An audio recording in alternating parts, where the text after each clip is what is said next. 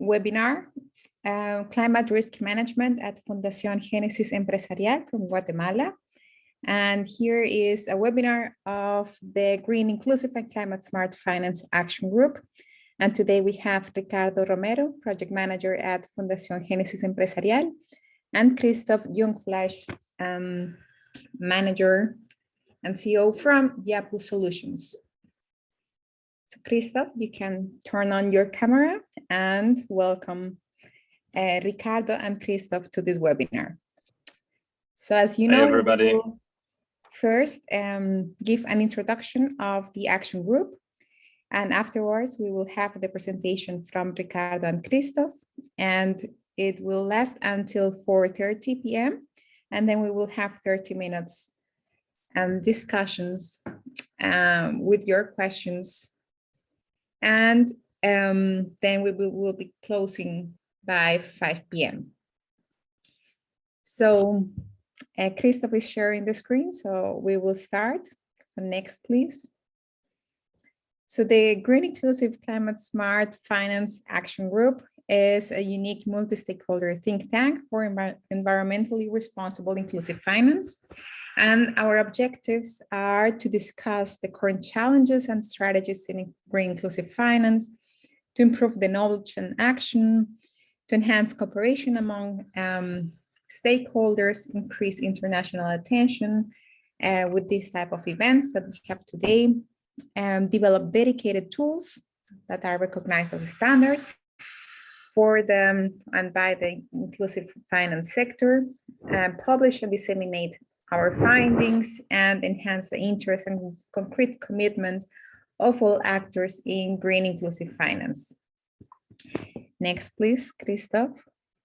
Our action group was established in 2013 in Berlin, and since then we have been working together with several organizations. It has been a long-term commitment from all of us.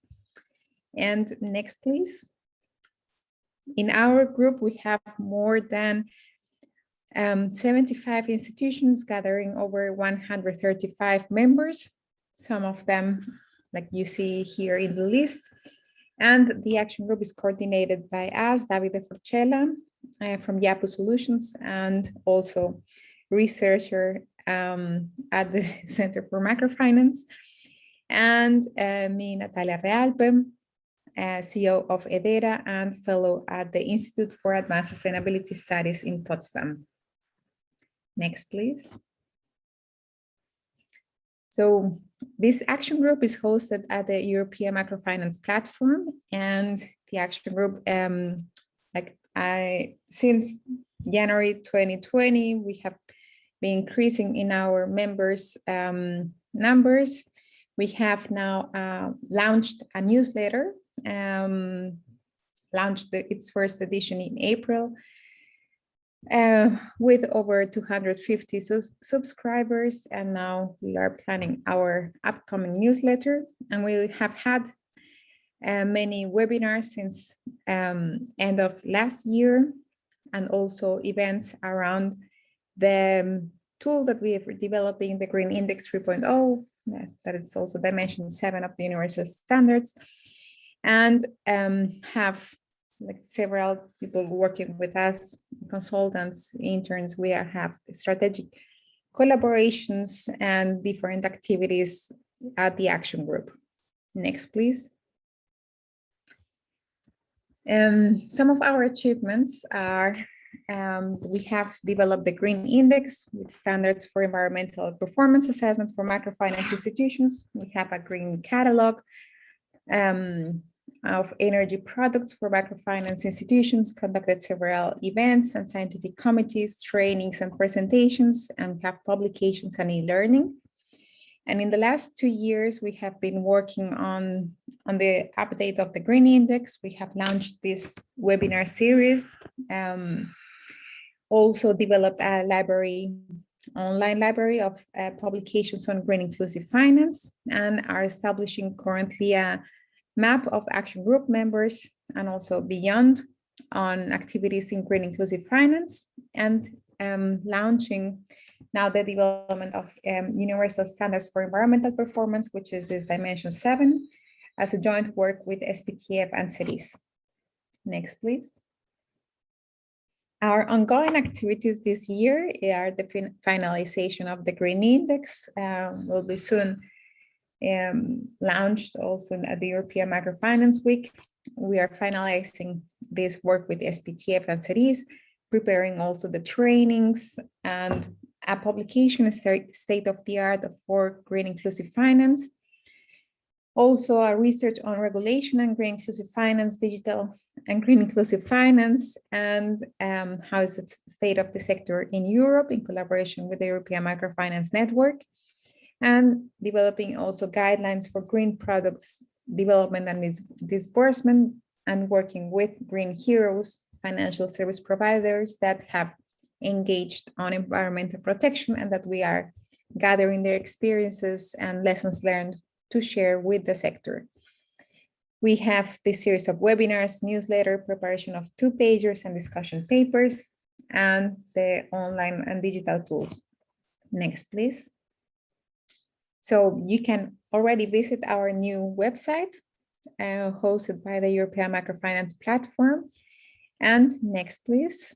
Also see how the online library works. You can provide us feedback if it worked well for you, and or if you would like to add any other feature, we are keen to hear your comments. Next, please. So David is sharing with you in the chat the links to enter both the website and the online library. And just to give you an overview of the Green Index 3.0, it is already in its 3rd edition. It has more than 6 years experience in environmental assessments, has been used by different organizations, CD, Fundación Crédit Agricole, CIAT, BNP Paribas, and many more. And we have over 1,000 environmental assessments, and also being used for the evaluation of the Green Microfinance Award from e-MFP in 2014 and 2019. So after these years of experience, we have now mapped all the alignment and aligned the international initiatives that exist, also concerning environmental performance assessment. We have conducted in-depth interviews with microfinance stakeholders. You have seen the launching of different surveys, collecting feedback from microfinance institutions, as well as investors and practitioners, consultants. And now after these rounds of review and the different feedbacks that we have had, now will finally come the final tool. Next, please. So this has been the evolution from 2014 as the most accepted tool to assess the microfinance institutions' environmental performance. There is a publication. Also, Davide will be sharing the links in the website on the chat. In 2016, there was the 2nd edition, and finally now we are approaching this final 3rd edition. Next, please. So I have been mentioning that we have the Green Index 3.0 and the Dimension 7 of the Universal Standards for Social Performance Management. And these 2 tools are the same, have the same standards on essential practices. They are aligned. The difference will be that the Green Index, it goes more in depth in quantitative indicators, as well as the level of assessment that institutions can go. Next, please. And finally, in our webinar series, as you know, we have this every 2 weeks on Thursdays at 4 p.m. The next one is from Joanna Niemann from Alliance for Financial Inclusion, AFI, taking place on October 7. And you are also invited to join us. And if you would like to participate and share your work or give a webinar in our series, you can contact us for scheduling it for next year. So until end of this year, we are fully booked. Okay, So with this, next, please, Christoph. Next, please. This is like the different webinars that we have had. And now with this brief introduction of the action group, I'm very happy to give you now the floor. And you have 20 minutes until 4:30 with your presentation. And then we open the floor for questions and discussion.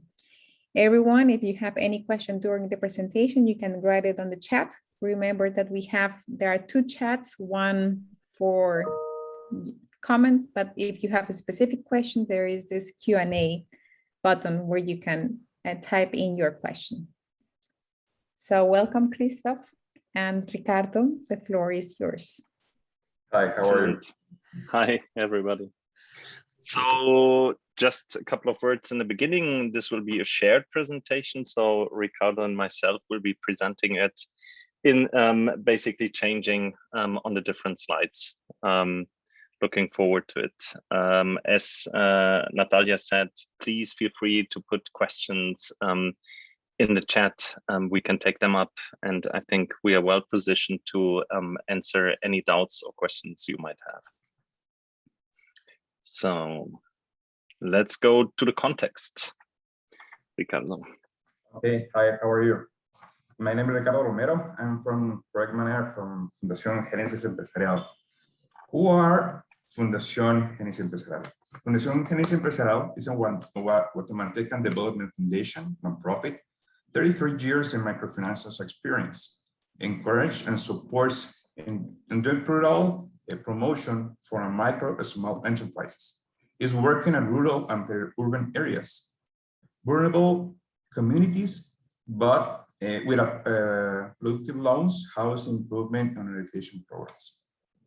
Our mission is provide agile and timely financial and non-financial services, accomplished with advisory and training to micro enterprises, small business, and rural communities. To achieve the sustainment of development of massive way, accelerating the progress of Guatemala. This is in this side, one of the certifications we have. We have a True Lift certification, Smart Campaign, Microcredit, Great Place to Work, and other ones. Plus, we have several recognitions, international and local recognitions, where our work. If you saw in the back part, we have several numbers. We have 109 branch. We have 12,000 service points in all the country, and almost we have 2,000 collaborators in Fundación. If you saw the pies, we have 66% of our clients are females, and we have 85% of the clients is in a rural area. We have 140,000 clients at this time, and we have a portfolio that almost have $2,012 million in NIF projects. Next, please. Why Fundación Génesis Empresarial work with YAPU Solutions? We have a program that name is in Spanish is Encadenamiento Productivo, is product change program. The foundation promotes economic and social development with a financial inclusion for an agricultural and livestock sector with a product credits design of the segment. To appropriate of terms of loans are evaluated as well at the best condition to adapt that production of cycle. With a financial and technical education, the program of product change is implemented with specialized technical promoters to guide the clients and boost their production opportunities, quality of and commercialization. Plus, we have two external reasons that we are going to start to work with YAPU. The first one is going to be the better practice with the social performance task financial audit. And the second one is the client protection for a self-assessment tool and financial services provided by training. Next, please. I think this is now me briefly describing what we do at YAPU for those that don't know us. So our core services are all around digitization of processes. So on different products, we digitize processes, especially for microfinancial institutions, but also with their partners. We do this for green inclusive finance, but also for gray inclusive finance. So any finance around non-green items. But okay, we are here for having a look at climate risk management. So we have a couple of reference projects. First of all, above is of course the project with Fundación Génesis Empresarial, but we have worked with the UN, United Nations Environment Program, implementing the microfinance for ecosystem-based adaptation project or program across 8 countries. We are finishing now the IDB program in Ecuador, EcoMicro Ecuador, which was rather intended to initiate the transformation of the financial sector. But we are also working with local or regional development banks and United Nations on programmatic design. So participating, for example, in the dry corridor adaptation funding to be received by the GCF soon to be decided in the next board meeting. Also interesting, of course, we have an evolution across all these programs and projects we are managing. So we are constantly enhancing our solutions, as can be seen, for example, after 2 years of MEBA, we launched together with BNP Paribas a biodiversity finance platform, biodiversity and adaptation finance platform, which enables institutions, even without larger intervention, to engage initially on what we think is the best way to adaptation finance and biodiversity finance. So let's come now really to the details of what we have been working. It's climate risk management. So you might have heard in the industry, in the wider financial industry, disclosure of climate related financial risks. So we definitely are also looking at the management angle and let's have a deeper look on it. So the basic working assumption is that in order to understand what the specific risk of a client is, we work with a very simplified, it's of course in reality much more complex equation, which is vulnerability is composed by the exposure to climate hazards, the sensitivity to specific hazards in that location according or as a function of the economic activity. And then I can do something against it by adapting and increasing my adaptive capacity. So we have worked for the exposure part. We are working with data from CIAT, which is part of the CGIAR group and is a leader in terms of agroclimatic research. We received a GPS from the system and we will have a look at the system of FGE, of Fundación Génesis Empresarial. And what we give back is an exposure indicator across different climate hazards. On the other hand, we have worked with the specialists of Fundación Génesis Empresarial and based upon data from FAO on defining for different crops, because we are focusing on the agricultural sector, the sensitivities of each crop. We received a name and what we give back is basically a sensitivity indicator.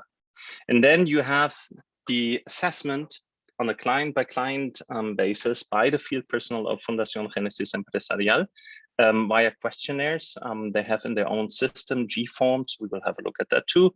And what is coming back there is an adaptive capacity indicator. Okay. The reason we're looking for the YAPU solution is, like Christophe told, the indication of climate hazards and risks. This is the reason that we're going to work, because the tool that YAPU provides us is very complete, very easy to use, and this is the reason, the prime reason. The second, or the 3 reasons more, is the awareness of the climate solutions. And we have an index, like easy tables, easy numbers to find it, to do it. Second one is the recommendation that YAPU solution brings us to use the system. And the third is going to be the link to providers to climate solutions.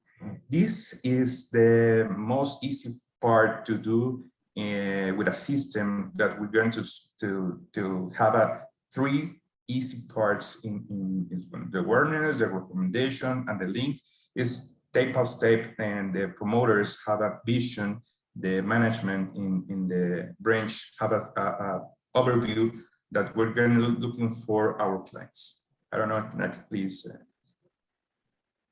So yeah, how does it work? Basically, you have on one hand, you have the final customer in direct contact with the field personnel, where the information is captured via the app Fundación Génesis Empresarial is using G-Forms. We then have at the server level, so this is then being transmitted to the service. At the server level, we have an API system which is communicating between the service of Fundación Génesis Empresarial and the service of YAPU Solutions, where we receive the data. I mentioned 2 slides before, GPS location, crop name, and the adaptive capacity indicator. And we run the data analysis in order to estimate what the actual risk of a client is. Resulting metrics are basically around a diagnostic of a specific client, which has just been handed in, and a set of recommendations. We then have, of course, details on the climate exposure, of the climate sensitivity, climate vulnerability, and the adaptive capacity, which is packaged. Yeah, and then we have a last metric, which is really that we can, for different loan purposes, we can define pre-established loan purposes. So a taxonomy, which enables us to rate certain investments customers might have into their agricultural production. We can rate if, according to how they're implementing these, they can be considered a green loan. So this enables to really verify a green loan portfolio that is being built up by Fundación Génesis Empresarial. Okay, like Christoph told you, we use a G-Forms platform. It's our credit evaluation tool. We have it 5 years ago, and with the new fields that YAPU requires to improve, it's about very easy connect the new fields with our tool. The first part of the G-Forms to do the main information is about 38 questions. We're going to work with 9 different dimensions of YAPU solution bring us. It's about it's about 8 to 20 minutes more that we're going to put it with our clients, but we have to do it because we have it's a new information for us, it's a new information for YAPU. The second part of the G-Forms part is going to be the solution we're going to bring to our clients in the first area. We have a recommendation. This is an example for soil quality. It's about very easy to do it. It's about 3 or 4 recommendations to read in our clients in the real time. I don't know, Christoph, if you want to bring more information with this part. Oh, perfect. I think what was interesting for us too was to implement a recommendation system. This depends a lot on the data you put in, of course, in order to estimate what the best recommendation can be. It's also a lot about training the personnel on how to transmit such messages. I think the important part is what you see on a small blue dot on the right lower part, which is C, which means yes in Spanish. And the question is, have you explained the recommendations to the customer? So there's a control on providing the customer with certain information services. Totally exciting from our part, at least. The second part is the credit committee report. It's the first report that we're going to see in our system. These systems work with a table that is of 0 to 5 points each one, or each indicator that we have in our system. The exposure, the sensitivity, and another 2 words is about the to 0 to 5 points. We have 4 different climate hazards to work it. It's about the 38 questions that we're going to ask before. And we have a final vulnerability index is in a low part of this screen. This scoring make us to make deals or suggestions or recommendations with our clients. It's in a very good way. I don't know, Christoph, you want to explain more? No, just maybe translating. So those are all screenshots out of the live system. So you have a couple of Spanish parts in there. And I think it was not translated. The 4 hazards we are looking at is drought, floodings, storms, and frost. So of course you can expand that. We decided that we go on these 4. This was also coordinated with Fundación Génesis Empresarial. Okay. The 0 to 5 is too easy for us to make a quality number to explain. And maybe in sensitivity is 0 is very good number and 5 is going to be a bad number. It's too easy to do it because we're going to do it to 1 to 10 or 1 or 200. I don't know. It's very complicated to interpret this number. Next, please, Christoph. The awareness is about a very important part of the credit committee report. In this part, all captured data is going to be in the right and the left part, and each one have a same classification of same number evaluation that we're going to put in the first part of the first part of the report. Depends on this number, we have a qualification, maybe it's high, medium, or low. It's about the capacity of adaptive capacity of this part. And this part is the most important, is the diagnostic message. This diagnostic message is depends of the qualification that we have in this part. We have a database preload in the system with all the suggestions and message we're going to put it depends of the qualifications. I don't know, Christoph, you want to see more in this part? I think it's perfect. Okay. Next, please. The third part of the recommendation is going to be the plan that we're going to suggest our clients. The first recommendations is depends is the more important thing to do it. The second one is the second recommendation, and the third, of course, if we have a time to do it. This part is about one recommendation per dimension. Depends of the quality of the number. We have to do it step by step with the client, because we have to do it very carefully, very patient, very slow, because it's about maybe we have to do it one small version to do it. Next, please. And the last part is the most important part because we have a verification number. What means this verification? This part is about what kind of loan, green loans is verified to this part. We have 8 different measures and index to do it. In this case, we have 2 is very bad index or green index, and we're going to work with the client to do it. It's a very, very nice to see. This client is about, we have a 5 high index, 2, 1 is very, very medium, and 2 is going to be very bad numbers. We have to work with this client in these 2 cases to improve his numbers to do it much better. This is a very good information with our funders and our stakeholders to do it, what kind of green loads we're looking for in each client that we have to work. Next, please. So yeah, summarizing, I think again, what was the interesting part on the project was that Fundación Génesis Empresarial was really focusing on a comprehensive approach. So what we have not presented here is the link to concrete providers. So what we had discussed is, okay, we want to start like recommending to our clients specific enhancements they can do on the production, which will increase their resilience, lower their environmental footprint, and enhance their economics. I think that's really, from my understanding, and probably the audience will contradict me, is really a unique approach to the topic.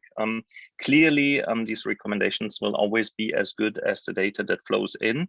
And clearly, we are just at the start. So what is interesting is, of course, that with more and more use of these activities, the data will get better. And we will be able to refine this recommendation system and target it even better to different clients. So there's what we can do now perspective, and there is where we want to go in the future. A bit the foundation to all of that is really that, of course, you do not only need the tools, but you need to adjust the normative framework of a financial institutions. So we worked mainly with two types of policies, which we then translated into concrete processes and procedural guidelines.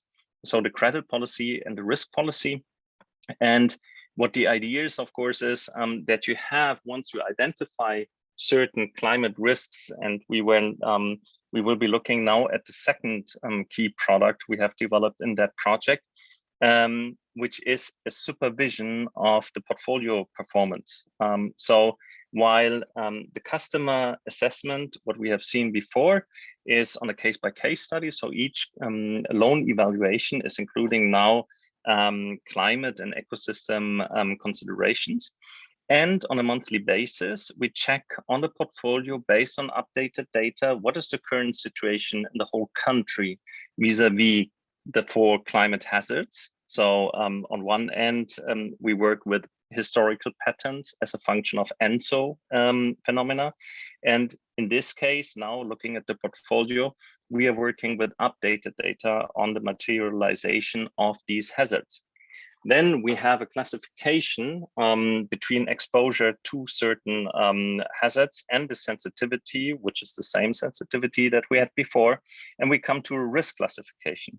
And depending on how a specific loan is being classified, we have different follow-up actions as part of a contingency planning. So here, for example, you see for the very high risks, E, the category E, you need to go and visit the client. You need to very quickly understand what the situation of the client is, proactive risk management. So often you have bullet repayments in agricultural finance.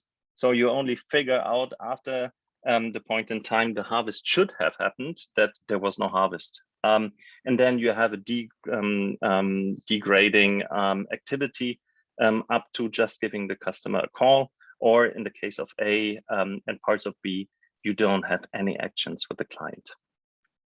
This is just, we don't want to get too much into detail, but you have, those are monthly portfolio reports. So you have general information on the customers. Then you have the arrears situation and the outstanding amount. We then have a calculation based on the severeness of the risk. We calculate the probable risk of default induced by climate change, by the current climate situation. We have the risk qualification according to the 4 hazards. And then we have the next step, which is exactly the management part. Okay, what do you need to do? A call or a visit, or how do you follow up with a specific client? You get this, of course, also on an aggregated level per branches and regional headquarters, where you can see, well, this is my exposure, that's the current situation. And this is a monthly report, which is then being distributed as part of the existing processes. So there were no changes in the processes. It's all running on the back end. And of course, there is some training to the front office personnel. YAPU bring us our training. Thank you for Jaime to bring all the training. This is about hard work because we have a lot of workers to do it.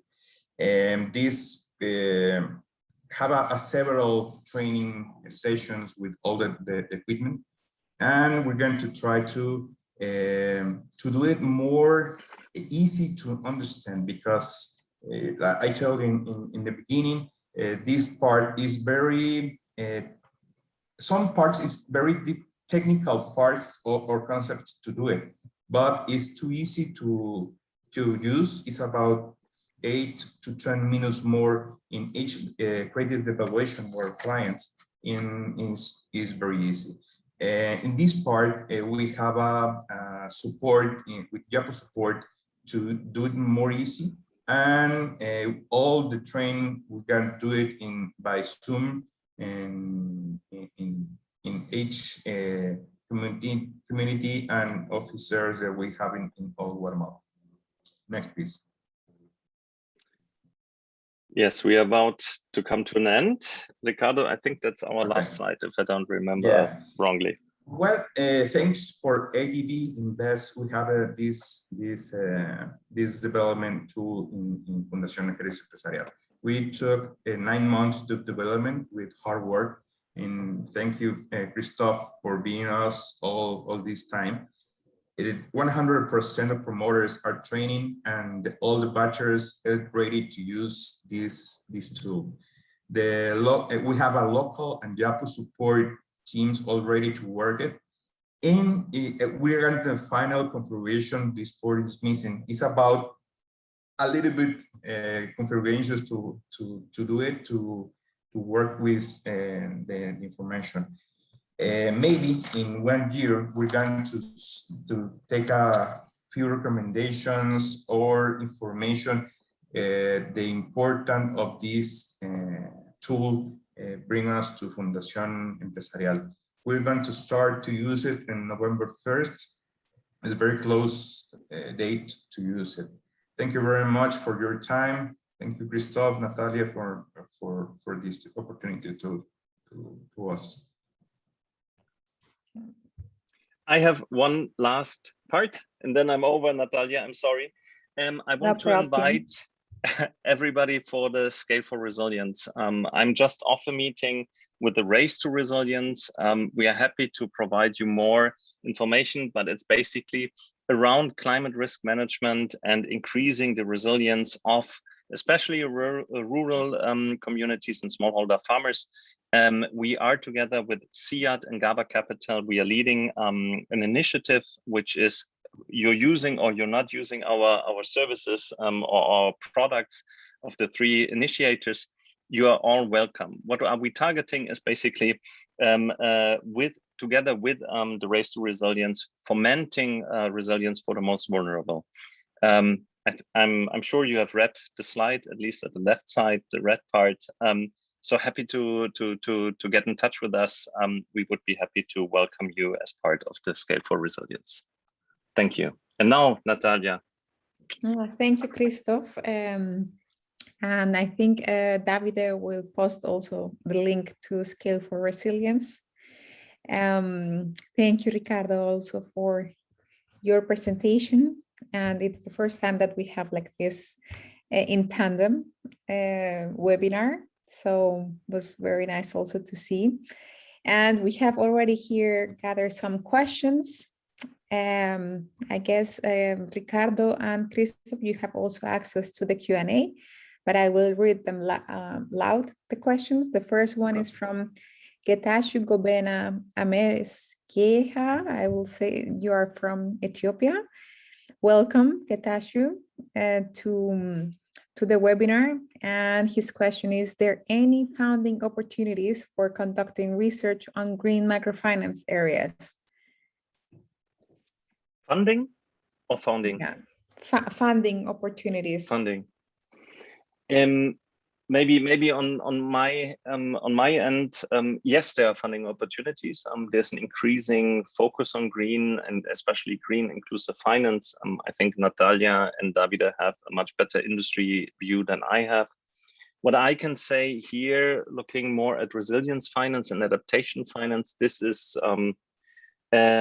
that's one of the hot upcoming topics. Why? Because according to the Paris Agreement, there needs to be much more investment into resilience and for adaptation, and we are lagging as humanity far behind. And those who have contributed the least to the climate change are the most affected and don't have the means to get more resilience. So there are now large funding volumes being prepared. So you have for the dry corridor in Central America, as I mentioned before, it's upcoming.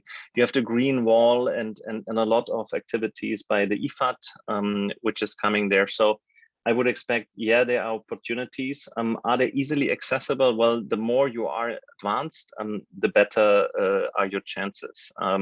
So this is a bit, I think, and maybe Ricardo, I don't know how much you are in that, but IDB invested strongly into Fundación Génesis Empresarial.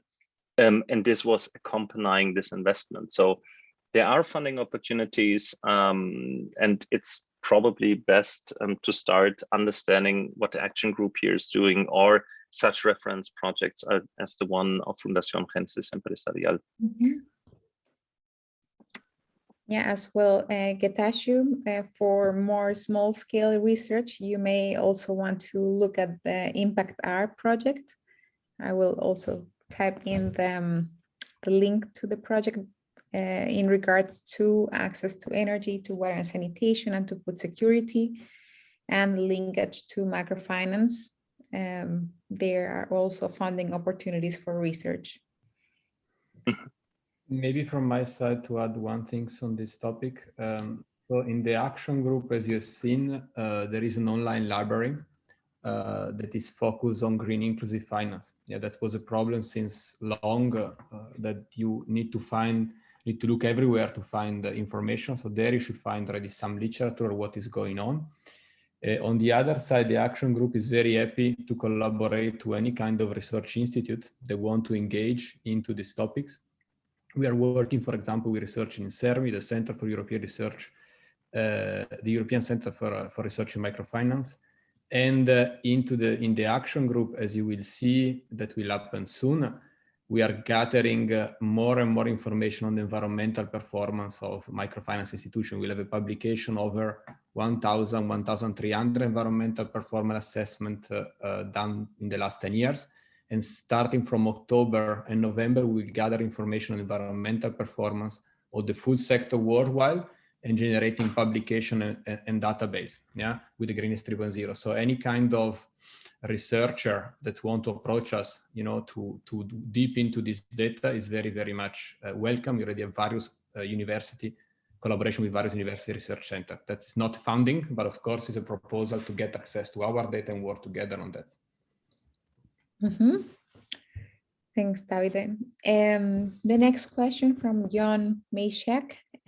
Since you are capturing data at the client level, are you planning to also capture the CO2 emissions estimate carbon footprint of the client?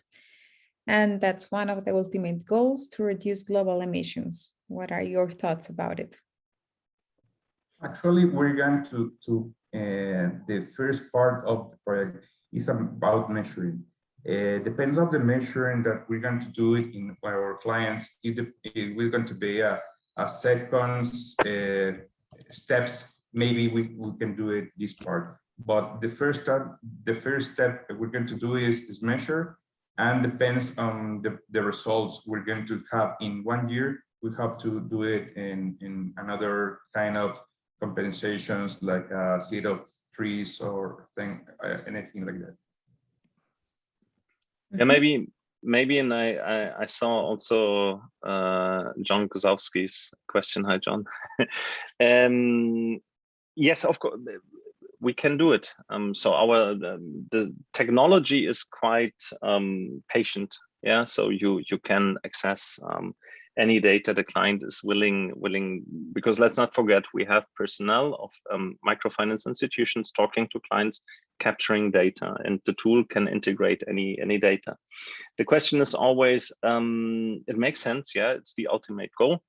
It should be done. The question for me personally, and not even speaking for the company, is what do I do then about it? If I see that somebody has a high carbon footprint, what can I do about it? So I need economic and business models which I can put in counterpart of detected high carbon footprints. Yes, we are researching research and developmenting around how can we get even smallholder farmers and rural communities, very informal production, how could we get them into global carbon offset markets, be it private or public? But it's a larger endeavor. Let's see, Natalia, if we find a solution on that. Can be done. If it should be done, it depends also for us as YAPU on the clients. If it will be done, probably if we find some use cases, business cases. Yeah, so perhaps I will read the question from John Gusowski, as afterwards in the recording, people won't see the questions.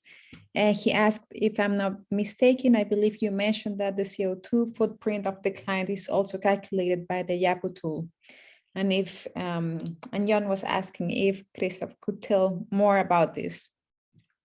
So not answering, yes, it can be collected. The question will be what to do about it, and if there will be like a business case and for the institution also in engaging and collecting this type of data.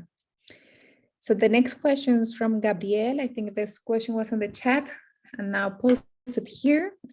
What are the main environmental risks that Genesis clients are facing? And what are the adaptation measures provided by Genesis to help them face these risks? Can you give some examples? And I will select, are these adaptation measures based on the recommendations that YAPU have provided? Can you tell more about this, Ricardo? Yeah, it's about one example that we're going to look for is a probability to flooding. This kind of flooding, because we have a lot of tropical, tormenta tropical, I don't know, tropical storms. We have a lot in this part of the year. Maybe with the YAPU solution, we have historic data that we're looking for to provide our clients. Maybe this year is going to be the Niña year. It's a girl. I don't know, Christoph is going to be in the technical part, but it's a Niña. It's about all most of the year rain in Guatemala. But the Niño is going to be the boy year. Is going to be dry year. It's not raining in Guatemala. This kind of information we provide to our clients to improve her decisions to invest or not, in depend of the quality of the field too. And I don't know, Christoph, more explanation what kind of examples that we're looking for with the YAPU Solutions too. Yeah, maybe just briefly, we have complete maps over the different months of the year for a pretty detailed breakdown for the entire national territory, in that case of Guatemala.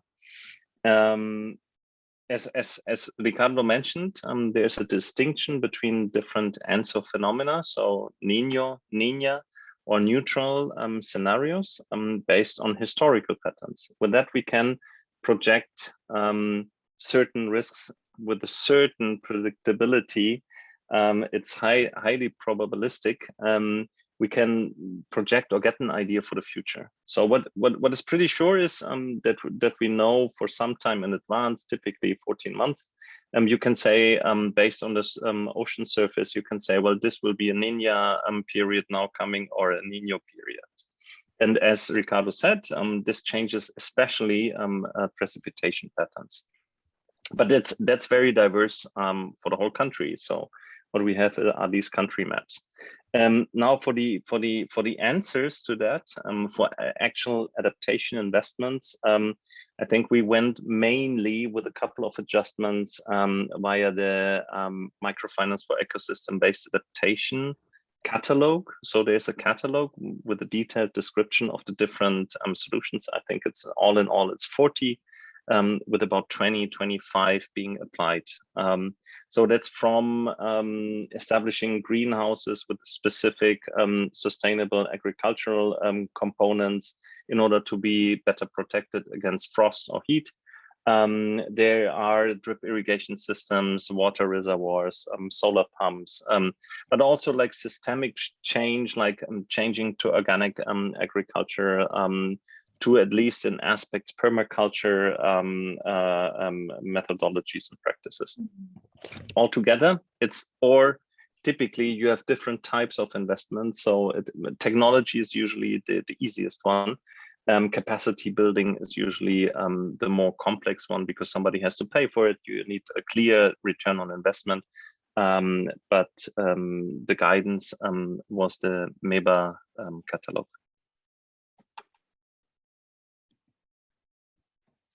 Okay, and we have here the question from Raghuram Bodupali. Do you have plans to capture data on usage of fertilizer and pesticides, as they are significant contributors to global emissions? I don't know, Ricardo. We are, or Fundación Génesis Empresarial, we as YAPU also in other projects, we are gathering some data on how these fertilizers and pesticides are being applied, what type of pesticides, and of course it will be interesting to see that. Nevertheless, that's now the second comment, which goes on the global impact of agriculture in general. Yes, but usually I would like to stress one point. We are talking here mainly about smallholder farmers. They are not the biggest polluters. Yeah, so the biggest pollution, especially with pesticides and fertilizers, is rather coming from industrial agricultural production and not so much from the smallholder farmers. And there's of course a lively discussion around it. I'm very strongly on the position.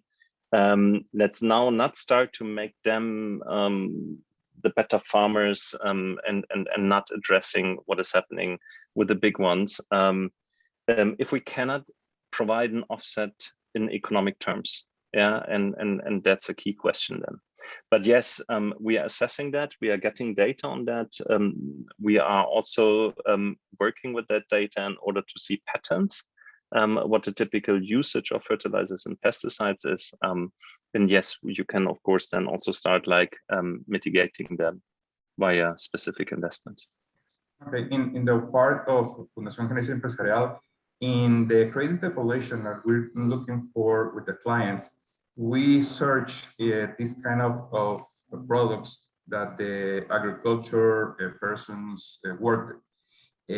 And maybe with have all the information and collect all the information, we're going to look at other solution that the agriculture people do it to improve their quality of life, and maybe search another kind of products to work with. We have a lot of alliance, local alliance and national alliance in Guatemala to improve this part. And it's a part of the next phases that we're looking for with the data.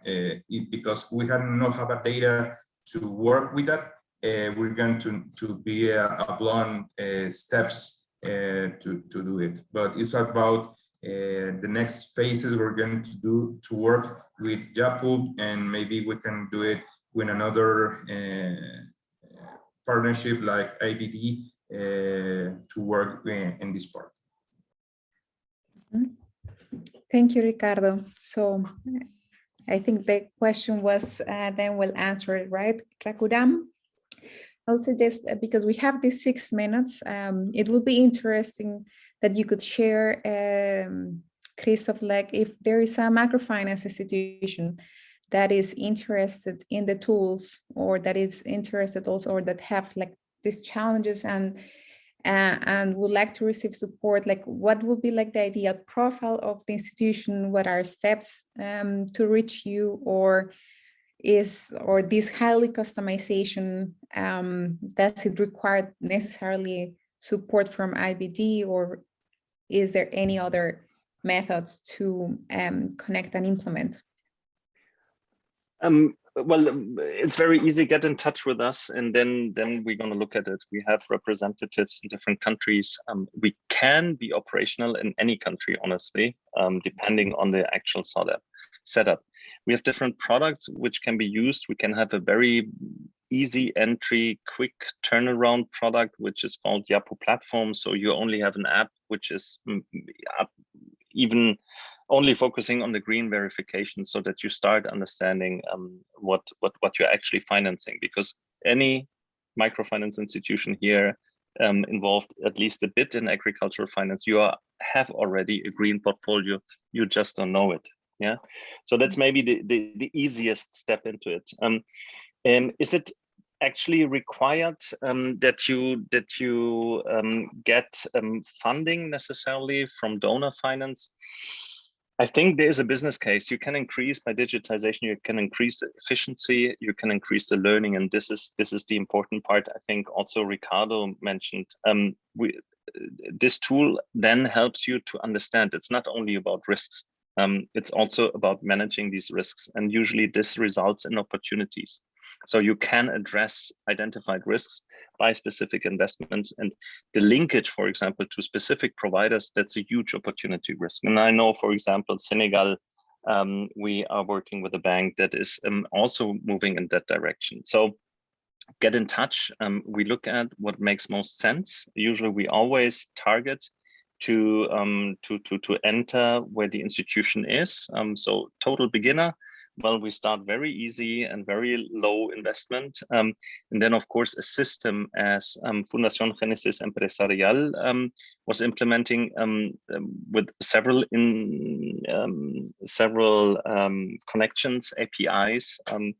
That's, of course, just more development work. So, yeah, there's a bit more funding required, and possibly we also usually look for donors that can support that. But we need to be in touch.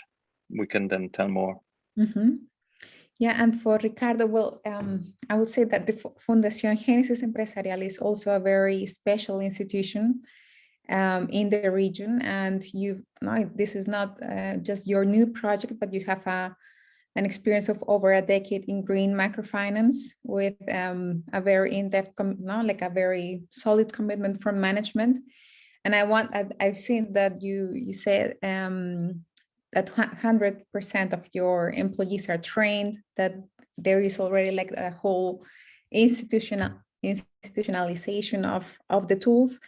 I wanted to know if you can share also to the audience, how has it been for you, this transition in digitization, and as well like consolidating your green strategy within the institution? Okay, this is a very interesting, because all is carry on to the environmental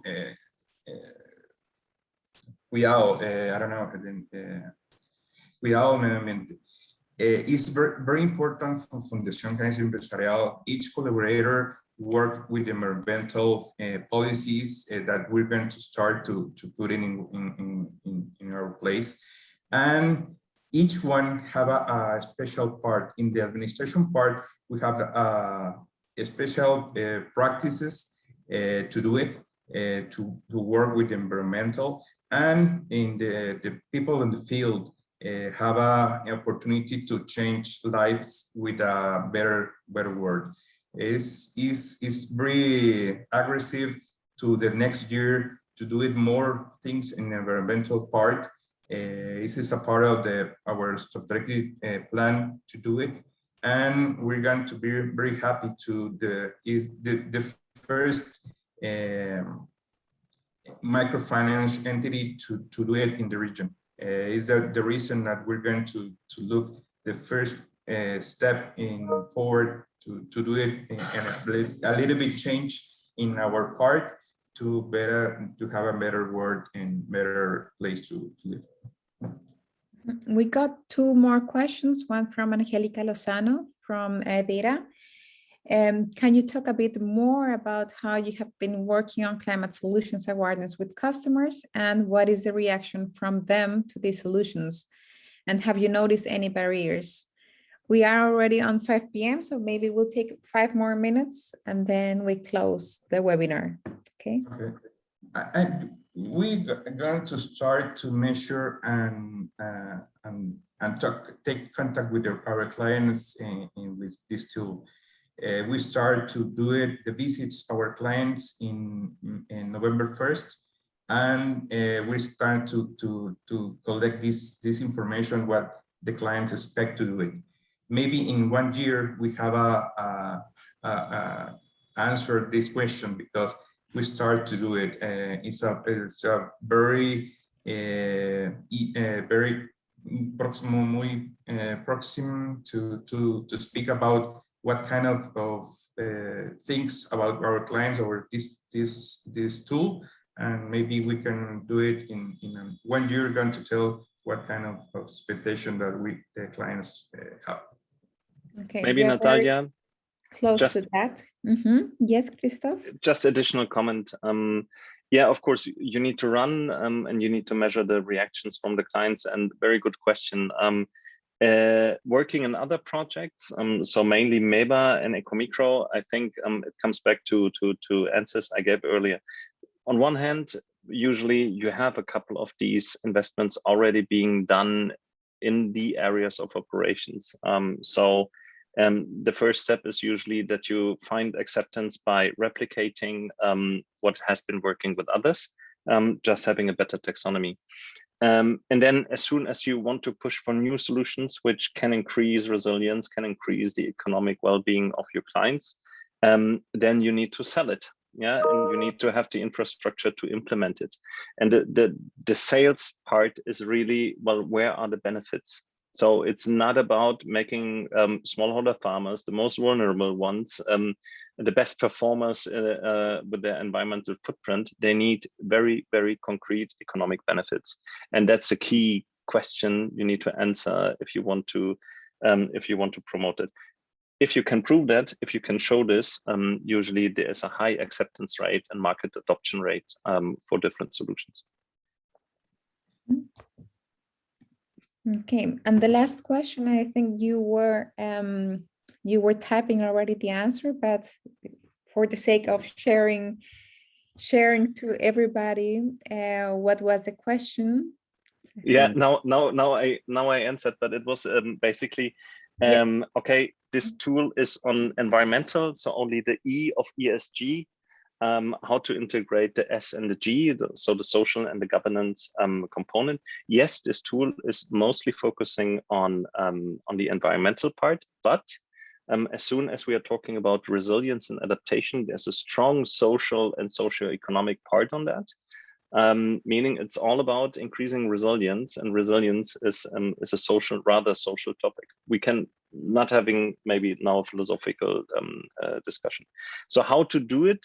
Well, from YAPU perspective, we can integrate any scoring system you want to have. If you have a good governance scoring system, we don't have that. But for the social part, we can work with the PPI or similar setups. We have a couple of topics we have developed on our own. Yeah, technologically, again, it's possible to integrate as long as we have a defined concept. Okay, so guess it was clear about like the question from Ifteker Ahmed. On how to capture the E from ESG, and if there are plans to develop such a score for the microfinance industry. With this, we can close the session with all questions answered. Thank you very much, Ricardo, for joining us from Guatemala, and Christoph, also thank you for participating. Pleasure. And showing this example, measuring the climate risks. Thank you very much to everyone, and we see you and expect you to attend our next webinar, the October 7th with AFI. Have a nice afternoon and day to all of you. Thanks to everybody. Take care. Bye-bye. Bye-bye. Goodbye. Thanks. Bye-bye.